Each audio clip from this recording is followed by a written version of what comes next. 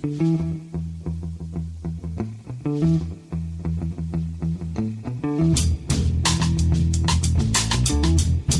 and welcome to The Price of Football, the podcast that follows the money behind our beautiful game. And just for today, thinks UEFA took sweet, sweet revenge on Man City via the medium of VAR. I'm Kevin Day, and over there in Sussex is Professor of Swearing and expert in football finance, Kieran Maguire. How are you, Kieran?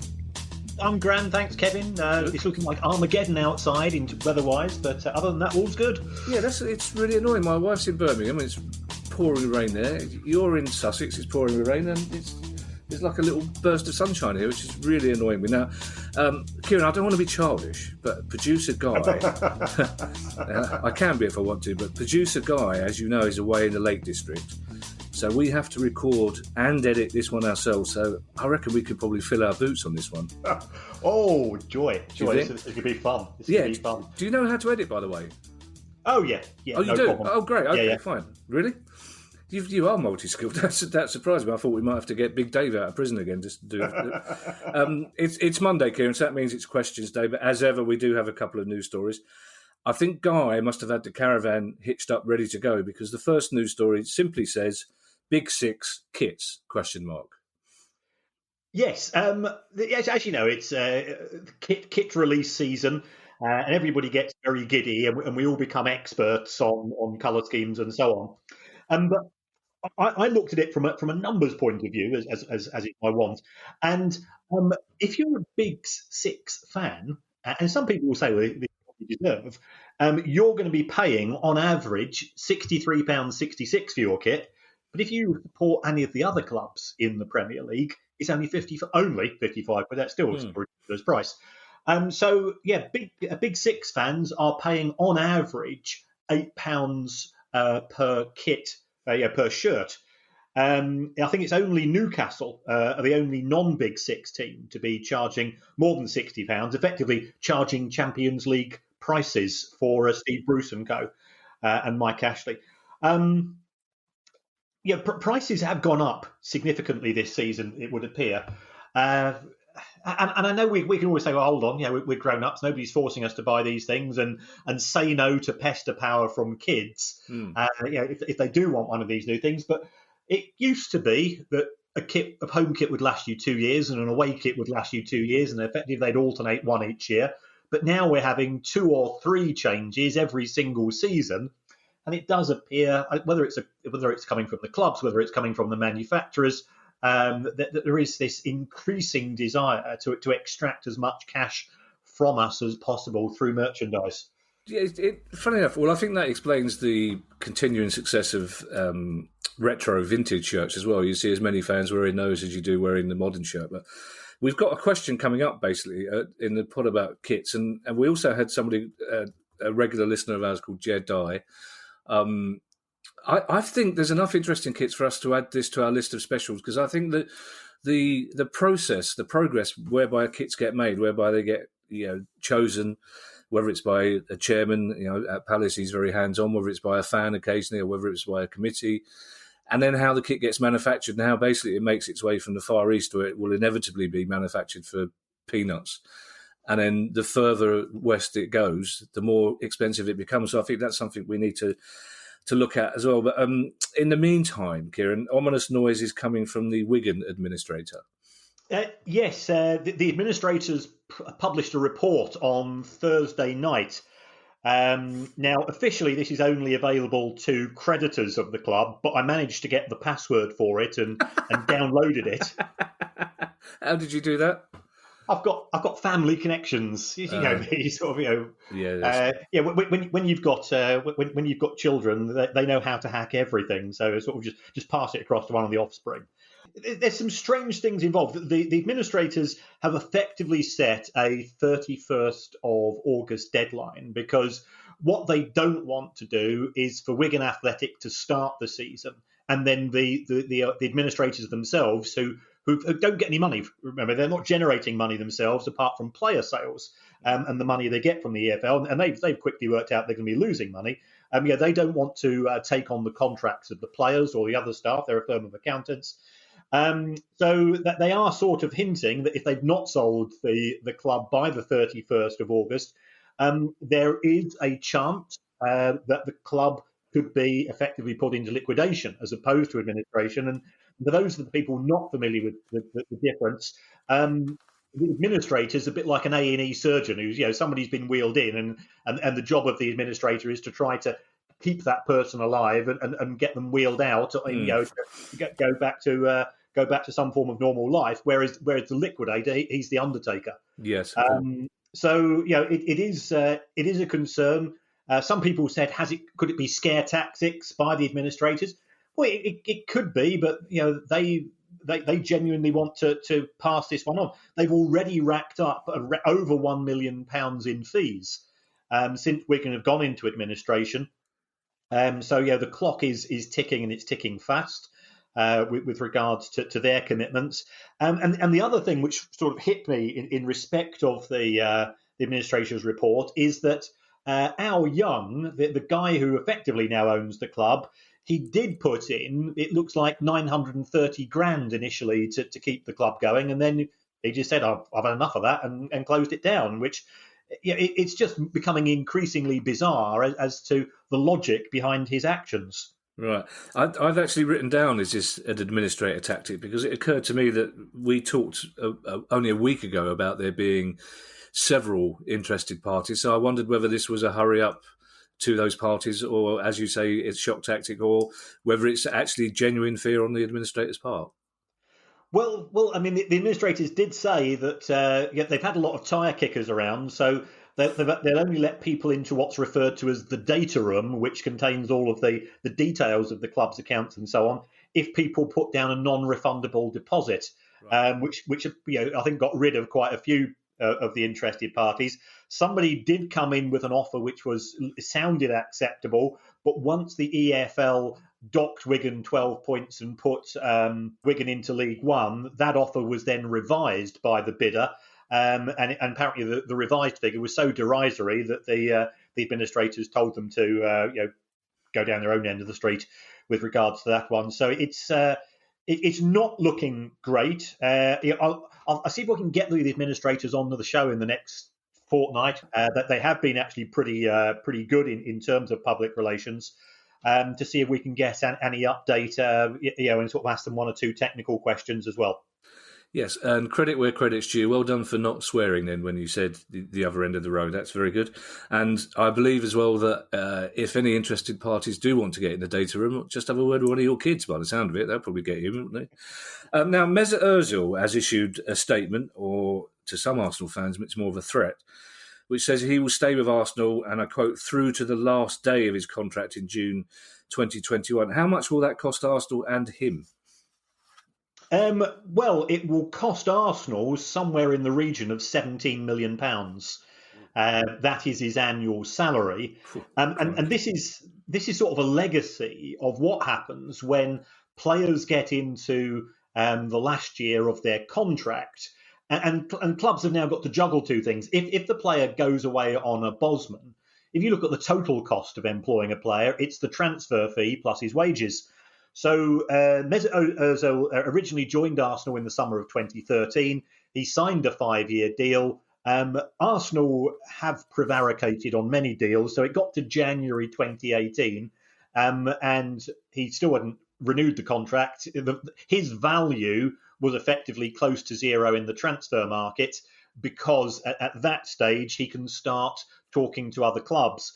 So Arsenal came in with a new 3-year extension on his contract, which more than doubled his wages. It put him on around about £17.5–18 million a year. But of course, now his relationship with the club appears to have soured somewhat. He was a player who refused to take the 12.5% pay cut that other members of the squad have taken. And there are huge similarities here, I think, with the likes of Gareth Bale and David De Gea. Gareth Bale has, he's on a £30 million a year contract, if rumour is truth, should I say, in terms of what's being quoted in the press. And his contract doesn't expire until 2022. He said, I like living in Madrid. I'm quite happy to stick around here, although he's not prepared to go to Manchester to see them, to support his team there. Yeah. And in respect of David De Gea, his contract was coming towards the end. United were aware, or Manchester United were aware, there were other interested parties. So again, they stick in a whopping great big pay deal, tie him down. His form has been a bit erratic, and now people are saying, well, are we paying the thick end of £20 million a year for somebody for 3 or 4 years, and who isn't perhaps quite as good as he used to be? Now that's not for me. I'm not a United fan.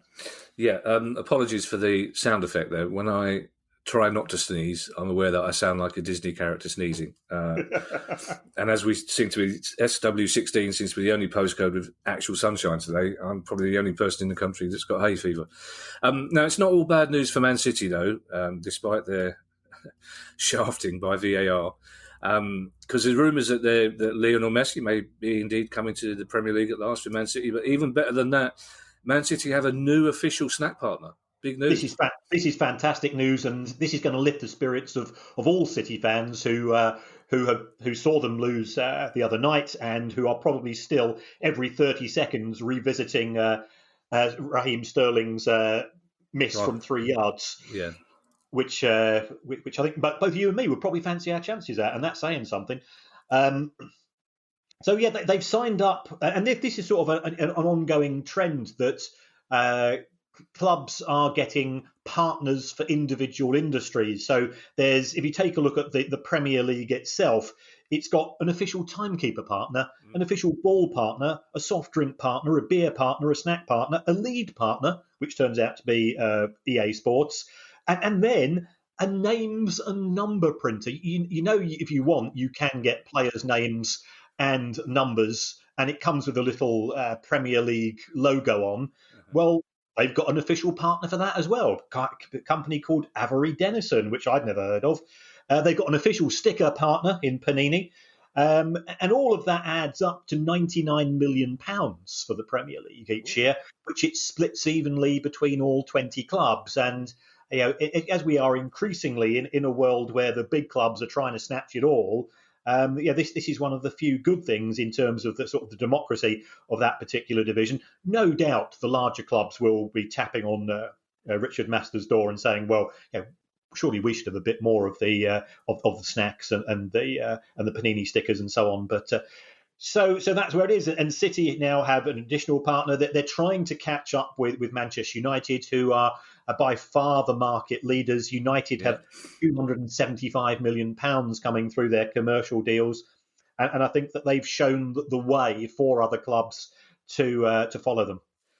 And you're keeping us in tenterhooks here. Who are the new official snack partner for Man City? Well, it's a company called Mondelez. Ah.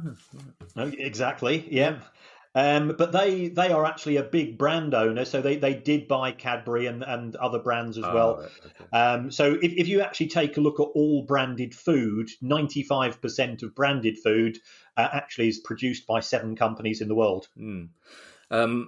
That photograph you sent me just before the pod of you wearing your brand new Philadelphia Union shirt, have you got your name printed on the back of that? Not yet, but yeah, some people would say I've got my name printed on the front. Yes, because what's the official partner? That I wish I could explain to people. You might have to put it online just so people can see the childish smile you're wearing as you point at the name of the sponsor on the front of the shirt that the Baroness kindly bought you. What does it say? Philadelphia Union, who are the Price of Football podcast's official, unofficial MLS team, they are sponsored by a company called Bimbo.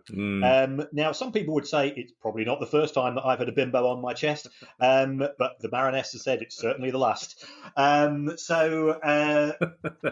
That's entirely. I apologise to any listeners who may be offended by that. That's entirely my fault. I led him down that avenue unsuspectingly. So let's move on to a final news story, Kieran, which is one that's kept under the radar a little bit, which I think Tottenham Hotspur will be glad about. And I suspect you're about to use that phrase tin ear again in this story. Well, yes, funnily, that's what got written down on my notes. So we certainly have become very married over the course of the last 10 months or so. This is a COVID-19 related story, which was published in Private Eye, of which, of course, we are both big fans.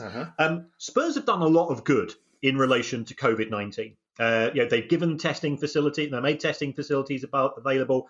Underneath the ground, they've got an air-conditioned car park, and they've made that available to a local food hub, which effectively is being coordinated by Haringey Council.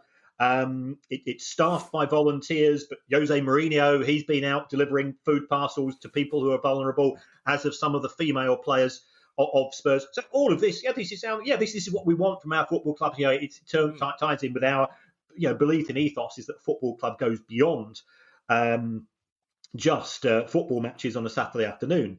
Then we come to a couple of negatives. Spurs did adopt the furlough scheme, and they reversed it due to fan pressure, and they were fairly mealy-mouthed when they did reverse it. There were sort of mutterings and grumblings taking place. But somebody close to Spurs, sort of geographically, put in a freedom of information request to Haringey Council. Clearly, Spurs don't have to reply to those because they're private companies, so it's perfectly understandable. And it turns out that Haringey Council are being invoiced by Spurs for security and cleaning operations. Now, it could be, for all we know, that the council have requested these and agreed to pay Spurs up in advance. But equally, Spurs could have turned around and said, well, we make the biggest profits in the Premier League. Tell you what, that for the £33,000 that this has cost, we're going to waive that, and we're going to give an extra £33,000 worth of food. You look at some of the amazing work done by the likes of Marcus Rashford, by some of the food banks at places such as Everton and Newcastle and so on. And in the main, I think the work that's been done by clubs has been fantastic. Spurs here, 4 steps forward, 1 little step back. I'm sure they could just do a little bit more here. Yeah, it taints a good news story slightly. My only caveat with Private Eye is sometimes their sporting instinct isn't quite as good as their news instinct, so it's one to keep an eye on. But let's hope it isn't true. But if it is, it does take the edge off some of the good work they've done, without a doubt. So let's get on to questions. It is Monday; it's questions time. Our first question, Kieran, you'll love this. This is a proper accounting question from Mikey in Switzerland. Is he related to the Swiss Ramble? Could it be a do you think operation? What do you reckon? Do you reckon Swiss Ramble's come up against a question he doesn't know the answer to, so he's sent a mate into? I was just there can't be that many Mikeys in Switzerland, can there? So exactly. I suspect there's a bloke called Mikey who used to drink in my pub who disappeared. It could well be him. What are the extradition agreements like in Switzerland? It's an interesting question, though, Kieran. It is a proper accounting question. Mikey in Switzerland says, how will furlough scheme payments be reflected in club accounts? So, for example, if a club topped up the 80% to the full salary, will outgoings remain the same and a new monthly revenue of, for example, government support appear in the profit and loss? I've had a look at this one. My gut instinct, because I suspect there might be 1 or 2 variants on this, is that the wage cost, as far as the club is concerned, will be the cash cost to the club itself. So therefore, the amounts which are being paid directly by government will effectively be ignored, and it will only be the top-up costs being incurred by individual clubs, which will appear as wage costs. It won't make any difference to profit either way, because you could have either a £5 million wage bill, of which £2 million comes from the government, or you could have a £3 million wage bill where you just show the net figure. So we'll wait and see for another year. But my gut reaction is that only the amounts being paid by the clubs themselves will appear in the accounts. Okay. And now our next question, even further afield, in India, and I hope I'm pronouncing this first name correctly. It comes from Kieran Banerjee. Please let me know if I've pronounced that properly. I've been through so many websites that pronounce things and none of them agree. But Kieran, if that is correct, his question is about Arsenal. Will the decision by FIFA's disciplinary committee to find Arsenal guilty of breaking third-party influence rules lead to a complete reshuffling of the way sell-on clauses are incorporated into football agreements? So perhaps you could give us a little bit of background for this story, Kieran, for those of us who missed it. And I mean those of us. I know we've talked about it on the pod, but you know how easily I drift off. Sure. What happened was, a few weeks ago, Arsenal were effectively fined by FIFA because they had an agreement for a couple of players, Joel Campbell and Chukpa Agpom. who they'd sold to clubs on the continent. And the sell-on clause was that if these players were sold by their new clubs, Arsenal were entitled to 30% of the fee, unless those players were sold back to England, in which case Arsenal would have 40%. So FIFA concluded what Arsenal were trying to do, they were trying to subtly prevent any future competition for themselves, because if these players did progress, and I did go on record as saying that Chukwuemeka Akpom was the worst player ever to put on a Brighton shirt at the Amex in the Amex era, and believe me, he's at a few good ones for competition there. So I'd be surprised if he came back as a Premier League player. But by making it 40%, effectively what Arsenal were trying to do is to discourage their existing clubs, which I think are in Greece, from selling back to clubs in the UK. And this was deemed to be inappropriate because it's influencing decisions to which Arsenal really should have nothing to do with. Could it result in a change in the rules? I think it's highly unlikely, because what appears to have happened is that as FIFA have fined Arsenal in respect of this, it would indicate that the existing rules seem to be working quite well, and they will act as a disincentive for clubs to put similar clauses in contracts, because they know that once those contracts sort of go into the domain of football, they'll be found out, and therefore they'll either be fined or they'll be forced to reverse them. That leads us nicely into a question from Ross Wood, which I think is a very interesting one. I'd be interested to hear what you say about this, Kieran, actually. I could have phoned you up and asked you, but I thought we'd share it with the good people who listen to us every week. Ross's question is, given the scale of agents' fees, so, for example, £12 million in the Timo Werner deal, which on the face of it is part of the release clause and roughly 20% of the fee, in what way is that different to third-party ownership? Right. I'd long think about this one and did quite a bit of research on it. Third-party ownership is where you are entitled to money from one deal only. So if you take a look at the when Tevez went to West Ham, there was a third-party ownership there, where the selling club and these third-party people, and the way that third-party ownership works is, this is quite common in South America, whereby an individual will come along to a club which isn't particularly well off financially and says this: we'll pay a proportion of the player's wages, we will give you some assistance in terms of his development, and for that, as we are contributing towards his wages, when you sell him, we're going to be entitled to 30%, 40% of the fee. And so that's the position of third-party ownership. When it comes to an agent, the thing about Timo Werner's agent, not only does he get a slice of the deal, he'll also be getting a slice of Timo Werner's salary at Chelsea, which is likely to be sizable. And also, he will be able to renegotiate on behalf of Timo Werner his next contract. And if Timo Werner doesn't like it living in West London, then he can potentially, in a couple of years' time, start to agitate for his client to move on. So an agent relationship tends to be longer term in respect of the player's overall career. That's interesting. You can see where, I mean, Ross is right. The distinctions are quite blurred there, aren't they? It's is it only in Europe, Kid, that third party ownership is not allowed? Yes, it is a UEFA rule. Right. It is still existing in South America, in Asia, and Africa, and so on.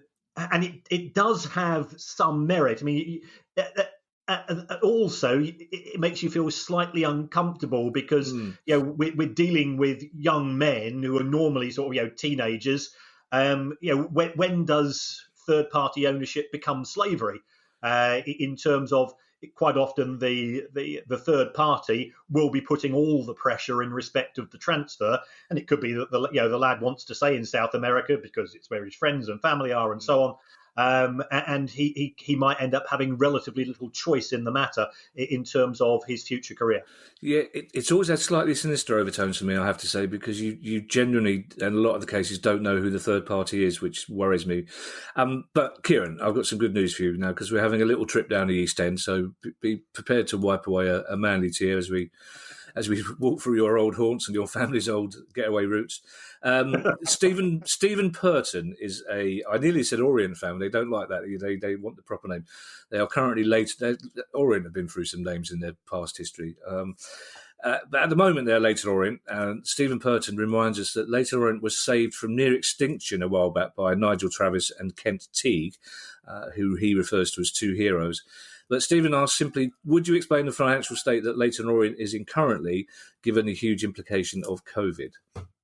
Right. If you take a look at Leyton Orient, they went from Barry Hearn, who I have one or two stories which I can't repeat on air, and they then had an overseas owner who seemed to be getting through managers at an alarming rate.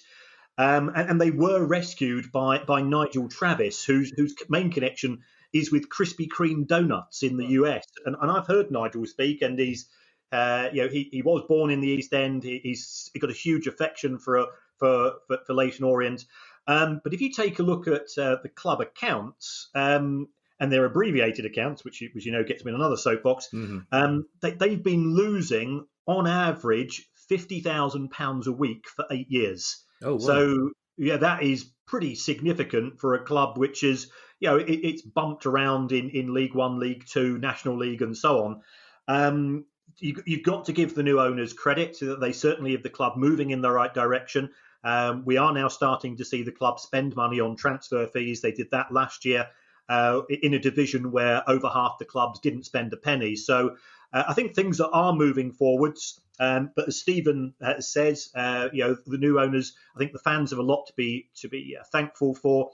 They appear to have opened up lines of communication as well, which is something we're always in favour of, rather than sort of just anodyne press releases every few months that you see in respect of other clubs. So Leyton Orient finances, they're finding it tough, but they have a benevolent dictator, which is my favourite form of ownership. Yeah, you're a big fan of the benevolent dictator, aren't you?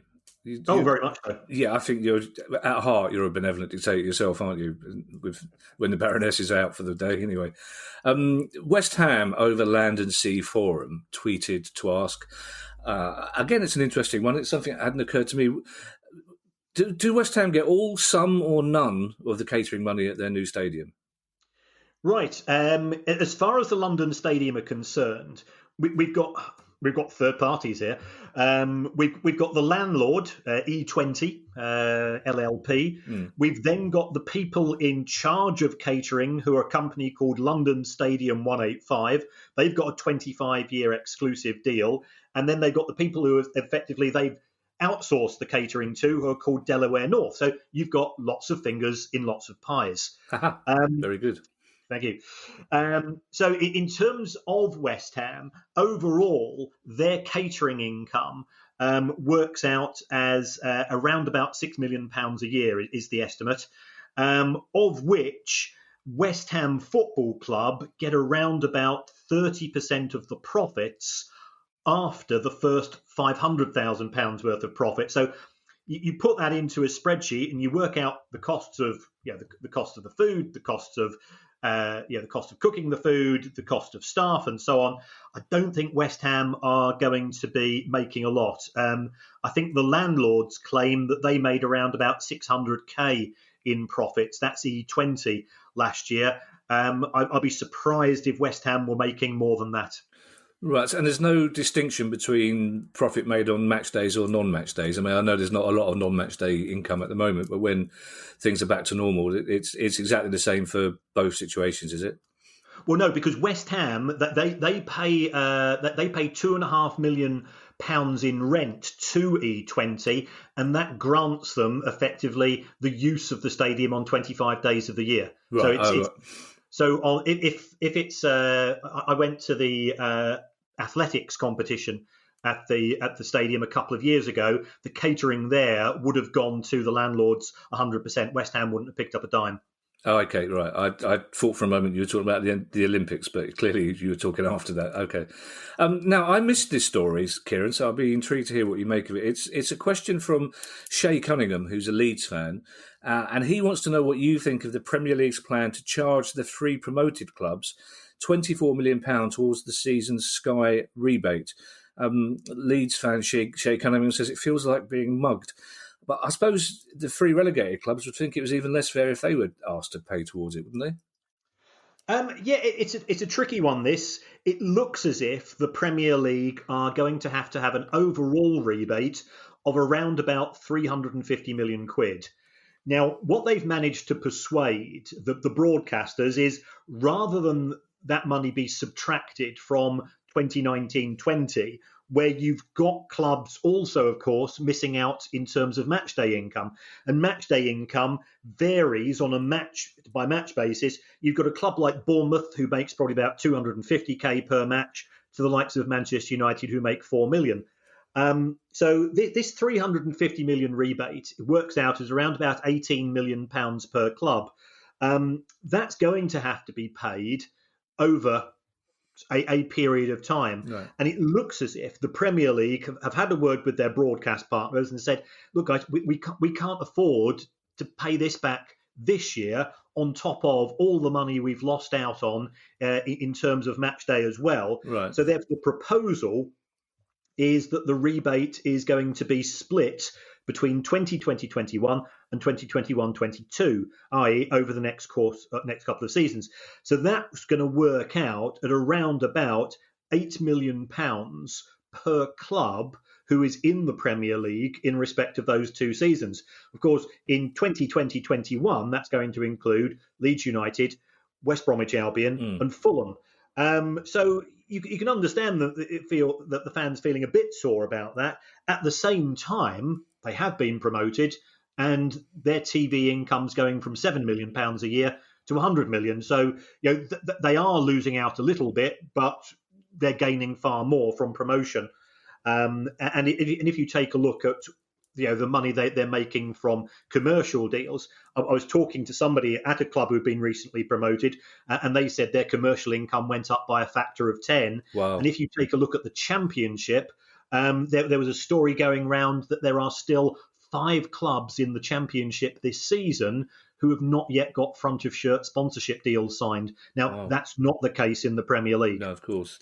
Well, I think as well it'd be some consolation for Leeds fan Shay Cunningham that I'm guessing we'll see more of Leeds on BT and Sky and the BBC than we will of Fulham and West Brom, because they're a huge brand with a global interest, aren't they? So there will be a lot of broadcast coverage for them, and therefore a lot of money from sponsors, etc. Now, our next question comes from XX Morten Mathiasen in Denmark. Now, Morten, if you're listening, and I sincerely hope you are, why wouldn't you be? I don't know why producer Guy has put XX down in front of your name. It could be that he was ordering a T-shirt at the time. I don't know. He's very slim, his producer. Well, that's what made me wonder. It might be that somebody at Amazon is going, we seem to have a question here from Morten Mathiasen in Denmark. I generally don't know why it could be your name, XX Morten, in which case I apologise. But Morten's question is a very pertinent one, I think. He says many lower league clubs list cost of testing as a reason for not playing, but testing is publicly available, says Morten, and nowhere near close to capacity. So why can't staff and players at clubs in the lower leagues use free public facilities? Now, it's such a good question. Maybe XX is code for this week's top tournament winner. Because guys, that's for you to decide. That's for you to decide, Kevin, in the absence of Guy. I've told Guy I'm not taking that responsibility on myself. I'm not going Sophie's choice on any of the questions that I love. Guy's obviously forgotten about it in his headlong rush to the Lake District. But so maybe XX is code for that. I don't know. But it's an interesting question. I mean, as he says, the public testing facilities, it seems, aren't being used to full capacity. So why can't the likes of Forest Green troop down to the local car park and get the test there? Well, testing is now available to the public. If you take a look at when football was abandoned, which was March, and then the decision to terminate the leagues in the form of League One and League Two, it wasn't available for public testing. The focus was on frontline workers. So it is now available, so clubs could take advantage of it. But there's a couple of issues. First of all, we've got the speed at which you get your results. If you go to some of these private clinics, you will get your results back quicker. And then there's the frequency. Now, I've not looked at the details in terms of public testing, but I'm not convinced that you can actually go there twice a week, Right. as is the requirements, I think, in order to play football once again. It could be that you are capped, that you can only go once a month or something of that nature, or if you've been in contact with somebody that has COVID-19. So those will be the issues. But certainly initially, when football was trying to come back, and some of the owners of League One and League Two clubs were looking, and the cupboard was bare. No money's coming in. Yeah. They still had to pay some wages, even if they were furloughed. And on top of that, this was just an additional cost as well. I think those costs, by all accounts, have come down.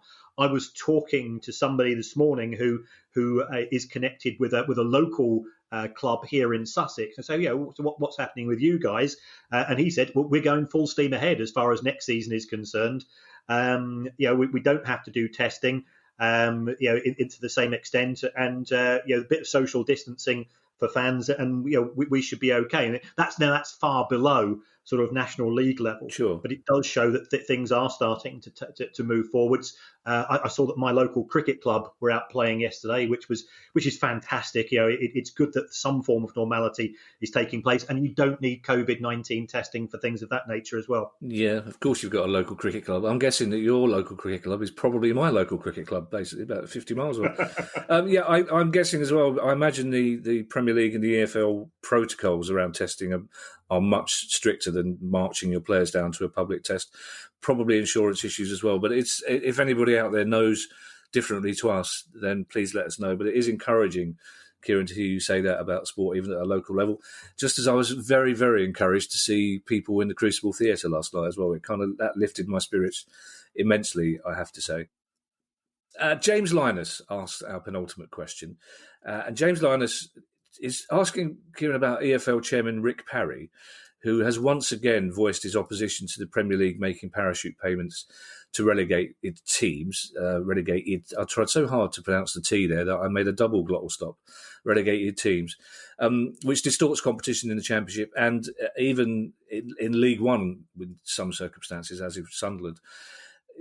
James says, couldn't the EFL deal with that by making it a condition of membership that any club who does get relegated with a parachute payment has to distribute a proportion of it across the EFL? Well, that would be interesting because ultimately it's the Premier League's money. The parachute payments are paid by the Premier League to their members, or rather their former members.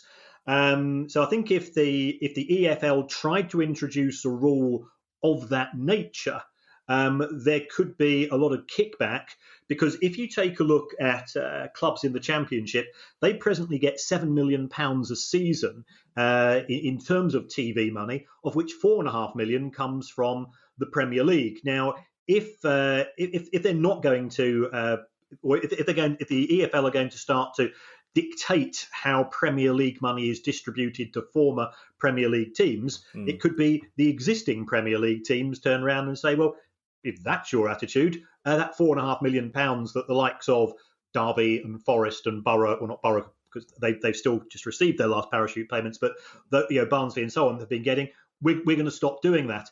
And it's a little bit hypocritical as well, because if you are relegated from the EFL to the National League, you get parachute payments from the EFL. Now, if parachute payments are as bad as the EFL are claiming, why are they paying them themselves to clubs that get relegated into the National League? My view of parachutes is that they increase competitive balance in the Premier League, because it allows clubs like Palace and Brighton to go out into the European market, come back and say, right, we're going to offer you 40, 45, 50k a week, so the average that clubs at our level are paying in terms of the weekly wage. And if you get relegated, you're going to get a 20% reduction. If there were no parachute payments, you'd have to say, here's 50 grand a week, but if we get relegated, it's an 80 to 90% pay cut, and the players will just turn around and say bog off. So it's good for competitive balance as far as the Premier League is concerned, and that's all Premier League owners care about. Is it good for competitive balance in the Championship? Well, Sunderland had parachute payments. They had one set of parachute payments in the Championship and they got relegated straight away. They've had 2 years of parachute payments in League One. It's not done them a lot of good. So the trouble is that they do create an arms race in terms of wages in the Championship, which isn't good. Overall, they're good for the Premier League. They're not good for the Championship. It's interesting that you mentioned Sunderland, because I've got in brackets Sunderland scenario, because in 5 years' time, when there's a salary cap in League One, you could have a club that's relegated 2 seasons running as Sunderland were, who get a parachute payment and haven't got wages to spend it on, essentially. So they'll be sitting on a lot of money, which they will then spend on players rather than players' wages, I guess. Yes, but remember, when a club is relegated from one division to another, you ignore the player's actual salary and you put in its place the average salary for the division to which he's newly entered into. So therefore, if you've got, who was it? Jack Rodwell was 70 grand a week, no relegation clause. Sunderland got relegated into League One. Sunderland is still paying him 70 grand a week, but as far as the EFL's clipboard kids are concerned, he's only being paid £1,300 a week. Yeah, we've been married long enough for me to recognise the tone of voice when you said remember. That's a remember, which indicates that you've told me that before several times, and I haven't remembered. That's the tone of voice Ali uses when I put the teacups with the handles facing the wrong way in the dishwasher. Oh, that is dangerous, that is, Kevin. Yes. Oh, God. It's not fucking Tetris. Our final question comes from Alan Bunce. Now, I suspect Alan may have been waiting a couple of weeks to have this question answered, because it indicates that the season was just finishing. I apologise for that, Alan. We do have an awful lot of questions, and sometimes the more topical ones go to the top of the list. But I'm very pleased you asked this, because it's an issue, one of many, I have to say, that drives me up the wall. As Alan says, is there a financial reason why clubs often wear their second kit at away matches when the first kit doesn't clash? And he's a Reading fan, so he gives the example of Reading wearing black at Luton instead of blue and white hoops, which don't clash with orange, obviously. So is there a reason for this, Kieran? Are they showing, is this anything to do with sponsorship? Is it, do you have to wear the away kit a certain amount of times for sponsorship deals, or is it just that they love showing off their black kit? No, there is no hard and fast rule. There used to be an 8-game minimum rule in terms of wearing an away kit, but that rule has been abolished, is my understanding. Having looked at the rules in detail, and by gum, there's a number of sub-clauses in terms of this. You've got to look at some of the things such as, do the sleeves clash? So if I look at, say, West Ham versus Brighton, I'd say, well, yeah, we play in blue and white stripes. West Ham playing claret, and it's mainly reddish. But that we wouldn't be able to wear our away kit because we've got blue sleeves, as have West Ham. And for decisions such as handball and offside, if you think about it from the linesman's point of view, it's actually very difficult. So that's one of the considerations which is taken into account. Also, you've got issues in terms of shorts and socks. That again, from a offside point of view, it's a lot easier if from a linesman's perspective, if you have socks which are a different colour. So that could be taken into consideration. But whilst we're on the issue of colour kits, I'm speaking as a colourblind person. Why are there so many matches taking place where you've got one side in red and one side in green? Because it's absolutely ludicrous. It affects 10% of who are colourblind, who are red-green colourblind. I'm horrendously colourblind. Although I owe my wife's seduction to my colourblindness, because I was trying to buy a matching tie and shirt for a job interview, and I went up to this woman in Marks and Spencer's, who just happened to be the Baroness, and said, and this is as good an opening line as you could possibly want. Excuse me, could you help me? I've got a job interview. Could you help me choose a matching tie and shirt? I'm colourblind. Oh, Lordy. Yeah, and then Dick, and the rest is history. yeah, and then Dick Emery came in and interrupted you. That's yes. Well, that's up there with. I don't know if I should tell. I will tell you this because it cheered Ali up. Martin Keown, Ali was working in pantomime in Oxford last year, and Martin Keown came up to her in the shoe department of a department store and said, "You look like a woman who knows her way around Dr. Martens. Should I buy these?" Which is it's so romantic that you went up to a complete stranger and said, "I'm trying to." The fact that you wanted your shirt to match your tie is so touching, to go with your safari suit back there in the 70s. Isn't it? I just think, talking about back there in the 70s, just do what we used to do in the 70s. If your socks clash, put different colour socks on. Have your normal kit and then have your, or just put blue. I used to love it when, for no apparent reason, Palace would trot out an away ground in red and blue shirts and black shorts for no reason. It used to make me laugh. I'm with you, but I think officially now you have tiered kits. And Palace have they got red in each of their kits this season? They've got red and blue in each of their kits as well. Oddly, the black kit and the away kit and the white kit both have red and blue stripes on, which is good for branding, but not brilliant for choosing an away kit. But there you go. Alan, thank you for that question. It started a discussion. I didn't know where it was going to end when Kieran started talking about the Baroness and colour blindness, but there you go. For once, it ended without an R18 certificate.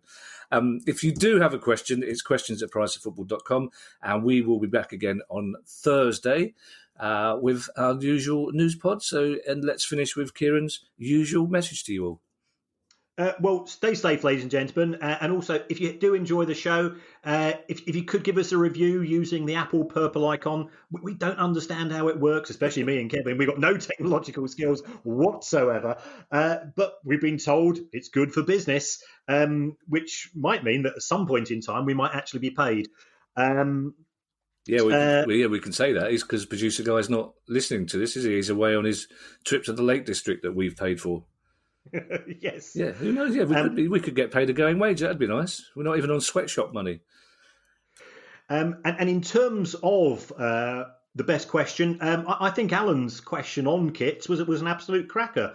So, Alan, if you want to drop us a line at questions@priceoffootball, send us your address, and I'll send you out a colour-coordinated set of Price of Football top trump cards.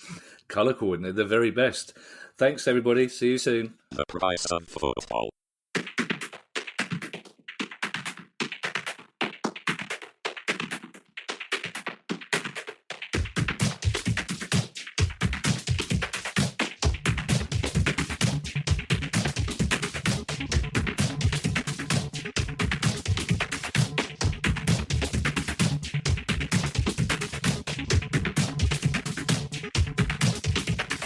The Price of Football.